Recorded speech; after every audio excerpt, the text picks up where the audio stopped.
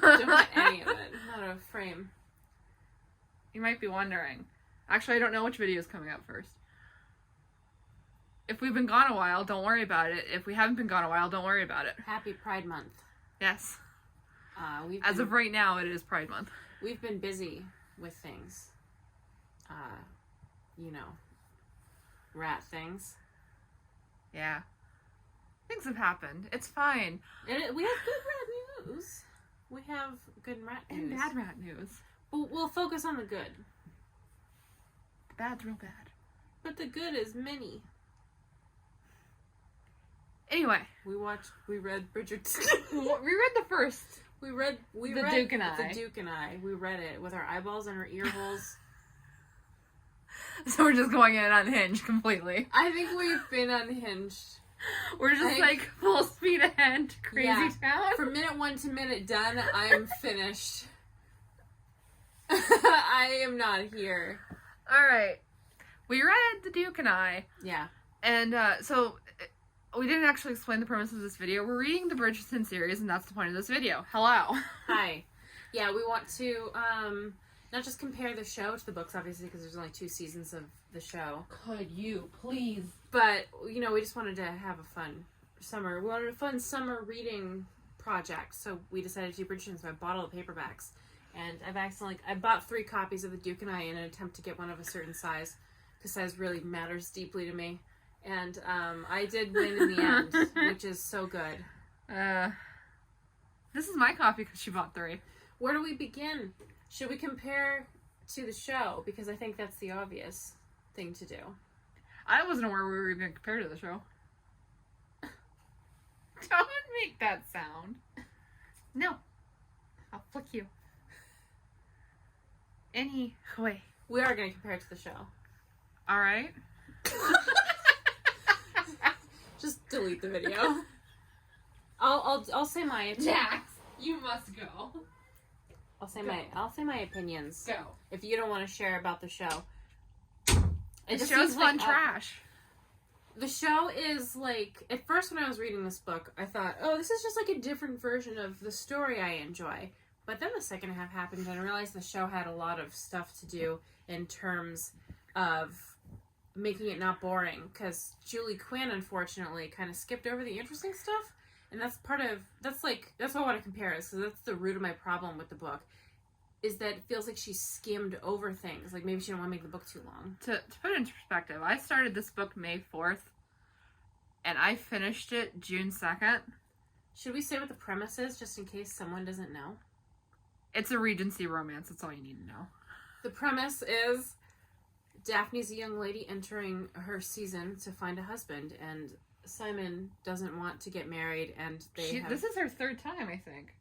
Oh, in the book? Yeah. She's trying to get married, no one wants her because her brother's annoying, and Simon and Daphne hatch a plan to fake date to get men interested in her and to have women less interested in him because he doesn't want to get married because he doesn't want to have children because he hates his dad.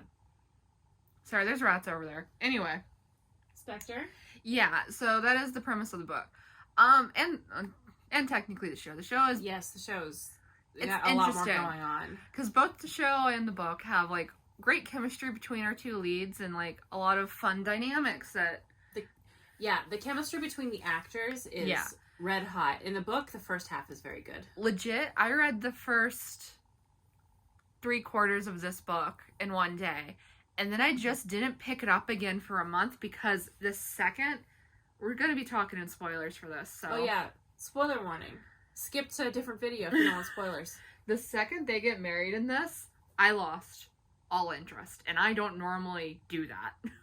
I'll say, maybe a weird complaint from me. Because, like, okay, I've read a good amount of Regency romances, so I kind of know how they go. And the sex scene in this had so much build-up. And was so underwhelming in the strangest way. It felt like that from that point on. It was like written by a different person or something. Because it felt like all the fun was gone. It felt like she was trying to wrap up the book. And she skipped over stuff. Like they were having sex in their first time. And all of a sudden it's like 2 weeks later. Mm-hmm. Yeah, the first sex scene in the book was like weirdly boring. And like I don't like sex scenes, but I still know a good one from a bad one, and this was a bad one. I don't much care for sex scenes either, but I do want a good one when it's built up to be a thing. I had the same thing as you did, where I really liked a good portion of it, and then all of a sudden it got like horribly boring. I didn't finish it until after she finished it. Yeah. Because I didn't care anymore, and I can't say it's because they had already gotten together, because they still had issues, and it was still like entertaining in that way. But it was like there was nothing to do. It's like she got them engaged, and she's like, oh, I don't really have enough to fill out the rest of this book. The conflict didn't really feel like a conflict at the end, because it was just like, here are my issues. Here are my issues. Here's why you're wrong. Okay, I guess you're right. It was. I'm concerned that the rest of the books are like that. People swoon over these. Oh my god, this picture. People swoon over these books, and it's like, what are you swooning over? The first half I get. Yeah. I loved their chemistry. It was very funny. It was such good banter. Yeah, although I will say there was a couple of little things that bugged me. Like, she does bring up that she has 4 brothers, like, twice a page for, like, 60 pages. And so you know to get the next books. And there is a lot of word echoes. Oh, I didn't notice. Like, she reuses words a ton. I missed out on. I was reading or listening to the audio, so yeah, I didn't see it. I read it physically because I do that now sometimes. Yeah, I don't have the eyes for that, so I don't even really know how to rate this book, because the first half is like 4.5. I rated it 3 because because I enjoyed it a ton until I stopped reading it for a month. That's the thing. It's like I give the first half of this book, even the first 3 quarters, 4.5 stars, and the last 2 stars. Mm-hmm. I don't know. It just felt like she ran out of stuff to do, and the conflict wasn't very conflicting. The show was smart enough to. And then there is the assault scene. Mm-hmm. I'm sure y'all are aware of that one. I think the show was smart enough to add some conflict when there was none. Yeah. Not only to pad out the episodes, but to just make it more interesting. Like, they didn't have any, from the time they got engaged, there was no conflicts of, like... It does create an issue, though, with the show, because, like, some of the conflicts don't go anywhere. In the show? Not between the two of them, but with her and, like, the household staff or the townspeople, where she, like, messes up with the pigs, is it happens, and then nothing comes of it. But she goes around and she makes up for that. She, like, fixes stuff by ordering a bunch of stuff. Mm-hmm. So she's, like, trying... at least it was something versus the nothing in the book. Yeah, the book, there was really no outside conflict. Even the guy, like, in the show, some guy's trying to marry her for some, like, he just wants her really badly. And in the book, that guy's also around right up until she meets Simon, and then he's gone and everything's fine. Whereas in the show, it was like a real worry for a while. Yeah, and then the Simon and Daphne were seen kissing in the garden before they were even engaged, and someone saw it in the show. No one saw in the book but her brother, and that's what started the, like... A couple of people... It was a rumor mill, remember? Someone else saw it. It wasn't anything. No, nothing came of it, but it was in the rumor mill. And it's just like, was she worried the book would be too long? Like, she took her time in the beginning and made it fun, and she was like, oh no, it's going to be too long for a Regency romance if I do the right thing with the second half, because it's not a terribly short book for a Regency. This is 450 pages, including the second epilogue. Right. This is an 11-hour audiobook for those who measure that way. That's pretty long for what this is. Most romances, I think, are about 8 hours. To me, it felt like she didn't want it to be crazy long, so she, like, because the first half basically is really good, and then it gets in the second, and it's just like she skips things, and I don't like that. So I'm overall pretty disappointed, because I adore the show. I think the show, like, the chemistry between the two of them is amazing. The whole cast is really good in the first season. Yeah. And I said the first season on purpose, and I don't know. I think if you want to consume this story, this show is the best way to go. Oh, a lot of people love these books. I have such hard feelings about the first book, because, like, I really was enjoying I was way into it. I enjoyed it probably almost as much as I enjoyed the show. The show's great because it's just, like, fun, mindless trash, whereas when you're reading, you actually have to pay attention. I don't know how I feel about trash as a term, though. I say it affectionately. I do too, but yeah, I want to make it clear. I don't Yeah, we're not saying that Maybe like Candy's better. Candy is, I think Candy's good. Like, I don't want people to think that I think any less of them for consuming that, because, like, obviously we consume it too. Like, 60% of what I read is trash. Almost all of what I read is romance. Like, there's so little that isn't. It's just the comics kind of that aren't. So, yeah, obviously, if you like this, we're not saying, like, your taste is bad or anything, but it's, like, it's easily consumed. Mm-hmm. It's not something that's necessarily going to, like, linger in your brain in a bad way. It's, like... Yeah. Candy is a better, I think, a more palatable term. So yeah, I just have a conflicting opinion about the book, because the first half I enjoyed almost as much as the show, and then legit I just stopped reading for a month. Oh, my kids are fighting. Oh, Grant is involved. Spectre and Lockley are now. We'll see you next book. Having issues. Yes, bye. Do you ever feel like you're in the same position as you were for like a different thing and you can't explain why? These videos are probably going to come out weeks apart. But I'll know. We're starting Bridgerton season 2. Season 2. AKA. I mean, it kind of works. It kind of works because, like, girls entering their... It kind of works. Yeah. Anyway, okay, I don't have high hopes for this book because I thought this season was really boring. How do you have friggin' Anthony, who's beautiful? By the way, I saw what he looks like with messy hair and scruff. And singing.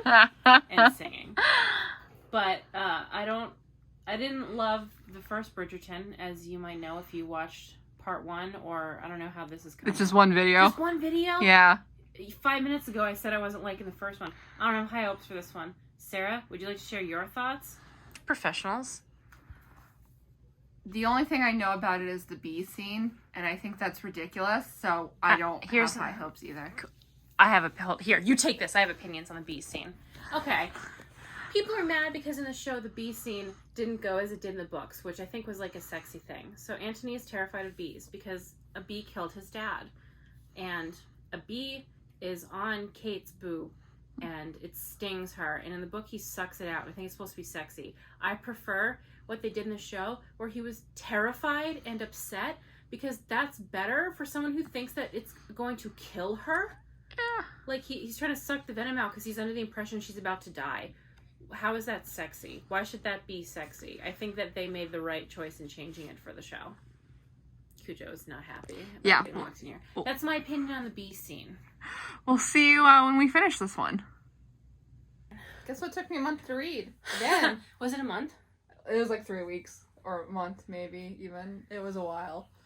I started reading it physically, and boy, could I just not give less of a damn. Okay.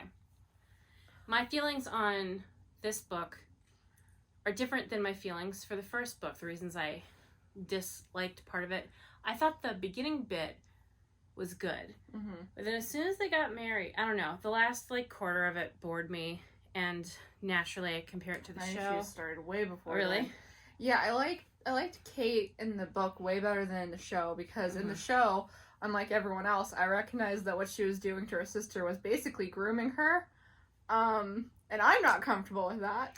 And in this, they're just both trying to find a husband. Mm-hmm. One's a hideous thing to do to another person, and another is just, something to do. What I don't really understand is why they changed the plot so much from the book. Like with the first book, it's like, I understand why they changed it, because there's not enough in the book, and everything they added seemed good and with a purpose. Yeah, and this is the Duke and I part 2, basically. It disappointed me because I think a lot of the dynamic between the two of them in the book was like really good. And in the show, they blew it. This romance series is one of those series where it's all about the romance. They have very little stuff going on in their personal lives. And the books are like pretty big for Regency too. Yeah, and it's like it's romantic tension for 75% of it, and then they're married, and usually a couple of pages. Like, that's how long it takes them to get married once it's decided they're going to get married. Mm-hmm. And then the last bit is them getting over whatever insecurities kept them from falling in love at the beginning of the book. Which is fine if you're into that. I'm not. Because, like, this is, in my opinion, it's not poorly written. It's, like, written pretty, like, you get engaged with it. It's lopsided. Yeah. I prefer romances where, like, there's characters outside of them that they're like really interacting with, and that they have problems outside of a relationship and stuff like that. This is not that. I feel like for the first book, the first season was such a sharply made good adaptation. Like it's exactly what adaptation should be. It enhances what's there, fleshes it out. This was the opposite, and the book wasn't even that great, but just like some of the changes they made, it's like I think they wanted Kate to seem more independent and stuff, but that's not really how it comes off to me in the show. They really girl bossed her, but they did it in the worst way possible. Because in this, she and her sister are having their first season at the same time because their family doesn't have a lot of money. And she's just interested in getting her sister married off because, in her opinion, everyone likes her sister more, and she's just not really interested in fighting her sister for men, which is fine. She loves her sister and she wants her to be happy. In the book, she made a deal with her grandparents when her sister was like a little bitty baby. In the show. When her sister was a little bitty baby, and she's just like, oh, I'll get her married to a rich husband and you'll provide for us. So she basically sold her sister as a baby and then groomed her to be the perfect bride, and spends the entire season trying to make sure that she doesn't end up with Anthony, but also we aren't presented with a good alternative. So it just feels like she is self-sabotaging. Yeah, it's her own scheme. Obviously, she doesn't want her to get with Anthony because she's got feelings for him, and because she overheard an out-of-context conversation that was like halfway a lie anyway, and never bothered to have a conversation with Anthony about it. She hates him, and it's like, you don't know him. I know what he said was bad, but like you could also just have a conversation with him and be like, hey man, these are my concerns, and if you want to marry my sister, like, be honest. I guess she couldn't necessarily trust a stranger, but it just seemed contrived. In the book, his main issue is that he doesn't think he's going to live past 30 something, right? Yeah, because his dad died fairly young. In the show, they kind of they change it a lot. It's not that he thinks he's going to die young. It's that the burden of being the head of the family is a lot for him. And they do that by making his mom very out of character, just be an awful person. Yeah, like, I know she became very useless. Yeah, like she was a very, I feel so mean saying this because her husband did just die, but she was basically just like, I don't care if I have 8 kids and if you need me, I kind of want to kill myself, so go away. Yeah, Anthony was only like 18 or 19 at the time. He was like a baby, and it's all of a sudden like, you're the Viscount now, you have to take care of the business stuff and your entire huge family with no help from even a sibling, because I think Benedict they didn't like present the idea that Benedict could help him even though he was only a little bit younger, because Anthony I think is in his 30s and the other siblings are a lot younger, so it really fell on him. Yeah, and like it could have been fine if they did the burden of running the families a lot for him in the show, but the way they went about it was just to make every little thing so much for him to deal with, to the point where it's just like, I don't actually believe he can run this family. Yeah, he was like a mess in the first season. Kind of didn't know what he was doing. It's like, but you're trying to present it as if it's a burden. It's only a burden if you're doing it, like, all of it the right way. If you're slacking, it's not going to be hard. Nothing really happened in this book, and I didn't really like Anthony, to be perfectly honest. And Kate was a little flat for me, too. But their chemistry was great, and I thought that their dynamic made a lot more sense, because in the show, it was just hate, oh, sex. I guess we're in love. There was a lot of hate and antagonism, but there's also like moments of bonding, which wasn't like it wasn't my kind of antagonistic relationship. It didn't like pull me in the way it did in this, because it's the same kind of hate to love, but in this it was more dynamic to me. They had moments of bonding where they were sweet to each other, like they were people. In the show, there was just a lot of intense staring. Yeah. Oh, and by the way, which one of you people thinks that bee scene is hot? Because it was so dull. I have a lot of feelings about the bee scene, and I'm gonna purge them all from my mouth and brain meat. Okay, listen. Yeah, the people who are mad that the bee scene got changed in the show, like, it was so hot in the book, and it's like, hey y'all, you know what the purpose of it wasn't supposed to be sexy that he was sucking venom out of her boob. He thought she was going to die, and it was like making him panic because he thought she was gonna die and he couldn't do anything about it, and he was gonna watch her die in front of him, and he was useless, which is the thing he's afraid of being. It's like, it was emotional. I liked his panic attack in the show. I think they did it better in the show, where he was just freaking out. But then I'm hearing all these people be like, oh, they cut it. How could they cut it? It wasn't sexy. It wasn't even presented sexy. No. I don't know if you've ever had a man suck on your collarbone, but I'm glad you get something out of that. So yeah, I think I gave it 2 or 3 because like it was just kind of meh, and I'm worried about how long it's gonna take me to finish the third one because if I put my mind to it, I could finish one of these in a day, like pretty easily. Could have ripped through it. I struggle to get through like a couple of chapters. What I'm worried about is, unlike in the show, the books don't do anything to introduce you to the next protagonist. Yeah, I don't like that either. They don't have, like, Colin's had a few lines, Ben, I think, has had a few lines, but they don't do any work, so the next book's Benedict, and I don't care because I don't know him. We have differing opinions on this, but the only thing from the book that really irritated me is Anthony... So Penny's in this book. Penny was fat in the first book. In the second book, she's not fat because she lost all of her baby fat, so now she's attractive.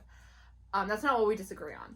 What we disagree on is that they did this in the first book too, and I let it go then because like one instance is whatever. But Anthony is a hero because he chose to dance and defend Penny, who is unattractive. And it's like really drilled into your head that Kate just thinks he's so heroic and it's amazing, and it's just like maybe the fat girl didn't need you. What do we disagree on? You disagreed with me on that. When I came in, you said you liked it. We were arguing about it for a good 5 minutes. I have no memory of this. Okay, because like I was really irritated, and I came in here. I don't even remember. And you're just like, that didn't bother me. What bothered me, and then you went on a tangent about Anthony not letting Kate not have sex with him, which is also a thing. That made me no, but for real, after they got married, she didn't want to have sex yet. I can't remember exactly why. I think she was just like nervous, and she's like, okay, I don't want to have sex tonight. And he's like, no, we're gonna have sex because I'm entitled to you, and he meant it, and it creeped me out. Yeah, I didn't like that either. Both of the husbands were just like, I own you now. You have to have sex with me, and it's like, hey, Julia, you know this is like a romance, right? It's not. Sometimes when guys are aggressive in romances and they're just like, you're mine, it's hot, but you didn't do it in that kind of way. No. You did it in a SpaghettiOs kind of way that I wasn't down to clown with. Don't appreciate it. Don't look forward to it when you inevitably do it in the rest of the books that I spent $80 on that I wish I didn't. Yeah, I worry about that because like the same things kind of crop up, and it's like, this sex scene was better than the first one. Yeah, for sure. What's the Duke's name again? Simon. Yeah, when Simon danced with Penny, it was just like a quick throwaway line, and I was like, okay, whatever. But like, I just don't subscribe to the belief that you're a hero because you're not mean to the fat girl. Yeah. I mean, because it's always presented like, oh, they could totally be mean and they would be justified, but they're not because they're a good guy. No. He should have. I was gonna say something really graphic. Oh my god. I was just gonna. Wow. I caught it right before it left my mouth. I don't know where that was gonna... We're tired because we just got back from watching Elvis. All my emotional energy got left in the theater with Mr. Austin Butler, who killed it. That boy killed it. We loved that movie. I have a headache and I'm exhausted, so that's why I've been stuttering a lot. But yeah, so we'll see you in the next installment where we read Romancing Mr. Bridgerton, whatever the hell the fourth one's called. Gentleman something. Gentleman. That one doesn't matter. An offer from a gentleman. That is... Wait, no. 4 is Colin and Penny. 3 is Colin and Penny. 3 is Benedict. 4 is Colin and Penny. So the next one's Romancing. They switched it for the show. I don't even freaking know anymore. I'll say it. A, B, C, D, E, F, G... No, shoot, it's D, B, C. I don't know my Austin Butler ruined my entire life, so now I don't know which way is up or down. But I appreciate that he gave his life for this film. He's a god. He's other words. Give him an Oscar. Give him every Oscar. I'm ending this because we're too loopy. We'll see you in the next video. Goodbye. Bye.